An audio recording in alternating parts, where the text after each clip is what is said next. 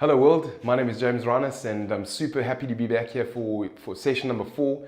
Can't believe we've made it this far and really excited. Guys, I want to thank you for the comments and the shares, the likes, and just so glad that I could have just added into all your lives, and really happy, so keep them coming.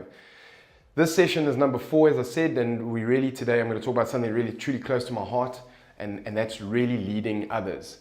Now, a couple of years ago, I read a book. It's called Why Should Anyone Be Led By You, by a guy called Rob Joffe. And if you haven't read the book, I would seriously suggest read the book. But I want to talk about a couple of things out of that book.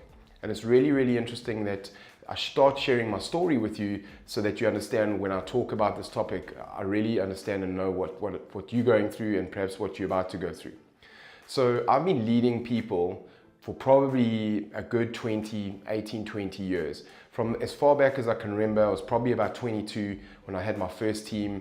I really didn't operate well as a solo artist and got a team. And if I'm truly honest with myself and I look back at my journey, because remember what I'm trying to do here is give you an insight. Doesn't matter what part of your career or journey or whether you're in sports or not, I really want to add value into your life. So hear me out, from 22 I've been leading people. Now if I'm really honest, up until probably the age of 30, I don't honestly believe that I was doing it for the right reasons. Because in leadership, and when you're leading a team, there's a whole bunch of perks that would come from that. And one of those perks is making you feel good, because we all have this thing called ego. Now, what happens is this thing jumps in really quickly and really makes you feel good for the wrong reasons. Okay, so what you need to do is you need to acknowledge why you're leading people and what does that look like for you.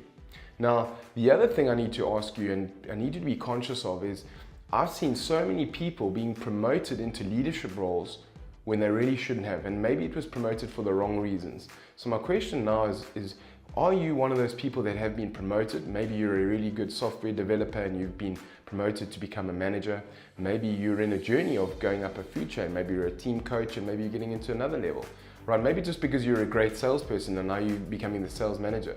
I've also seen on the other side of that, people promoting others into these type of roles.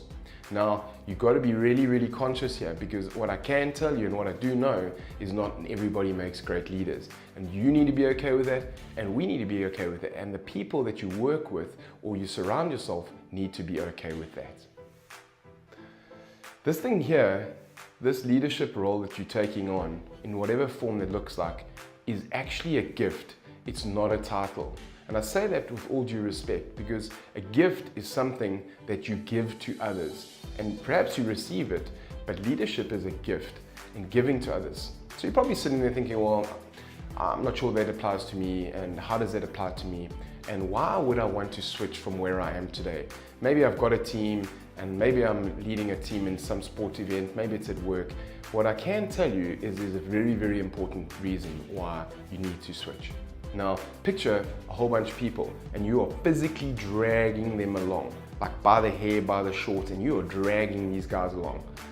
That's what happens if you're just purely managing people. You're there because you love the title, you're there because you love the corner suite, you're there because you're perhaps the best at that skill set. Now, all you're doing, if you stood back further enough to have a look, what you're seeing is you're just dragging these guys along. And you're wondering why. Why are they doing what they're doing? Now, I read a quote, I've read it a couple of times, and Richard Branson says it really well. He says, look after your people and they will look after your customer. Now, I've seen so many times what happens is we look after the customer and then we assume that the people part of that will follow. And you're always then wondering why the customer service is so bad. What you need to do is you probably need to look at how you're treating your teams. How are you treating all the guys in your team, and what investment are you making them? Are you leading them or are you managing them? What you're going to see is these guys never buy in. They'll never buy into you, they'll never buy into what you stand for, and they're never going to buy in. Okay? They're always going to be full of excuses. They're going to give you every excuse under the sun. These are just signs. These are just signs that you're going to pick up when you are managing and not leading. All right? They are never going to commit to anything. If you ask them to do this, they won't. If you ask them to do that, they'll say yes, they will, and they won't. Right? They're never going to commit to anything. What they are going to do is be brilliant at bad-mouthing you. Every time you leave the room, what they're going to do is they're going to sit together, they're going to bad-mouth you. They're going to poison your teams, they're going to poison the environment, and what they'll do is they'll end up poisoning the whole legacy that you perhaps worked so hard for, or maybe you were given. They're going to poison that whole process for you as well. All right, and what the other key part of here is they're always going to be looking elsewhere. You've heard this before, and I'm going to say it to you again. People leave people, they don't leave jobs. People leave teams. You see guys do inter-Taurus with teams. They're not leaving because they don't like the team. Everybody can get paid the same amount in a team. They can get same about, if you're an IT person here, you can move to another company and you get the same price on the other side. People leave people. They don't leave jobs. All right. Cool guys, so now what I'm going to do, now that we know this, is I'm just going to give you some tips. So what can you do? Now that you know this, you've become conscious of why you're leading, why you're in that role, what that actually means, and if you want to stay there, these are a couple of tips that's going to help you along that journey. Right, guys, this is key. You got to be authentic. Now, don't take it at surface value. Google it tonight and have a look at the actual true definition of what authentic means. It's really being what you say you are. Your actions and your words must align. All right. People must see right through you to see your inner being. They must know that you are absolutely authentic. What you say you are is who you are. Right? Be vulnerable, guys. Now this is a big one, because if you're not vulnerable, if you're not willing to show yourself, you're not willing to get out of your glass tower, your glass ivory tower, if you're not willing to be vulnerable with a team, share your pains, share your successes, share what you're going through, all right, you're gonna have a problem. So start being vulnerable with your people. Guys, tell the truth, all of the truth, all of the time. Very key. I've learned this recently, and I just love the way it comes out. Tell the truth, all of it, all of the time. And what that means is that stop hiding behind things. Stop telling someone they're doing okay. You know, I've heard so many people saying, well, you treat different batches of people differently, whether they're millennial, a baby boomer, and Generation X, we treat them very differently. I agree with that. I absolutely agree with that. Right, but tell everybody the truth. Doesn't matter where on the continuum of life they are. Tell them the truth, and tell them all the time. All right. Here's another one which I really enjoy. Is just go big. Take some big risks. Really jump in and just get involved. Right? Because what you don't want to be doing is you don't want to be sitting on the breaches shouting off the orders, and they see you not risk taking, and you're expecting them to move massive mountains without taking your risk yourself. Because what they're going to do is they're going to mimic what you do.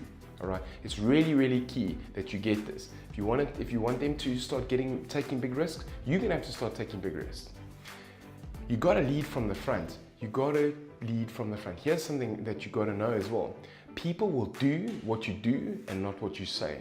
It's key. They will do what you do and not what you say. Get your hands dirty. Get in the trenches. Lead from the front. Right? That piece there clicks everything else above that I've just said into place. Lead from the front. And communicate with your people all day, whole day, and make sure they get it. Make sure that you communicate through, they understand where you are, they understand how you feel, and they understand where we're going and where you're going. And last thing I want to say around this, guys, is I want you to say, when you see your team in the morning, in the afternoon, through the day, and their mood and momentum is down, or they're going through excuses and they're going through tough times, what I want you to do is take a walk to the bathroom. Find yourself a mirror, look in the mirror. That there is a mirror of what's going on for you. If you are excited, if you are fired up, if you're investing in, they will invest in you. What is key here is the gift. Your gift of leadership is not about managing people. It's not about dragging them along. The gift you've been bestowed is to incite and infill and enrich their lives. Grow those individuals to better than they've ever been before. If you do all those things, you won't be dragging them. They'll be in the front dragging you. Very important. Okay guys, so as we do, I'm going to leave you with 3 things that you need to think about. The first one is, are you leading because of a title, money, cash, or are you truly trying to change someone's life? Okay, so you need to think about that. Are you there for the money and the title, the corner officer suite, the loud voice, or are you truly there to change an individual's life? To pour into them, to fill their cup, to fill their bucket of knowledge, to let them learn what you've learned, what someone has given you. Remember, you're not there because someone didn't believe in you. You're there because someone believed in you. Now you start believing in others. Okay, that's number 1. Number 2, are you faking it? Are you just doing because someone said you must? Is someone promoted you in the position? Are you just faking it because you thought it was going to be great to have a nice title and whatever that may look like? Are you faking it? Because if you are, what I can tell you is they know you're faking it. So don't for 1 second think you're not, that they don't know, they know.